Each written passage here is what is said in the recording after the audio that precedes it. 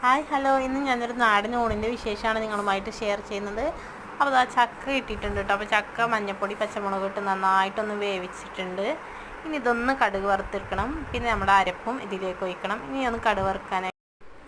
ഇതൊന്ന് കടുക് വറുക്കാനായിട്ട് ചട്ടിയിൽ വെളിച്ചെണ്ണ ഒഴിച്ച് കൊടുത്തിട്ടുണ്ട്. അതിലേക്ക് നമ്മുടെ കടുക് ഇട്ട് കൊടുക്കട്ടോ.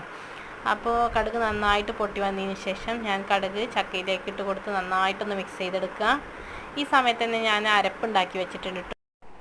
ഈ ഒരു അരപ്പുണ്ടാക്കാനായിട്ട് തന്നെ ഒരു മുറി തേങ്ങയും ചെറിയ ജീരകവും 2 അല്ലി വെളുത്തുള്ളി അതുപോലെ 4 ചെറിയുള്ളി കൂടി ഇട്ട് നന്നായിട്ട് അരച്ച് നമ്മുടെ ചക്കയിലേക്ക് ഇട്ട് കൊടുക്കുക. പിന്നെ മീൻ ഫ്രൈ ചെയ്തിട്ടുണ്ട് കേട്ടോ.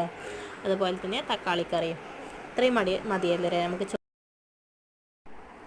മതിയല്ലേ നമുക്ക് ചോറ് കഴിക്കാൻ. അപ്പോൾ തക്കാളി ഒന്ന് ഉടച്ചിട്ടിട്ട് ഇതിലേക്ക് കഞ്ഞിവെള്ളം ഒഴിക്കുക. ആവശ്യത്തിനുള്ള ഉപ്പ് ഇട്ട് കൊടുക്കുക. അപ്പോൾ പെട്ടെന്ന് ഉണ്ടാക്കാൻ പറ്റുന്ന നല്ലൊരു തക്കാളി കറിയും കൂടി ആയിട്ടുണ്ട്.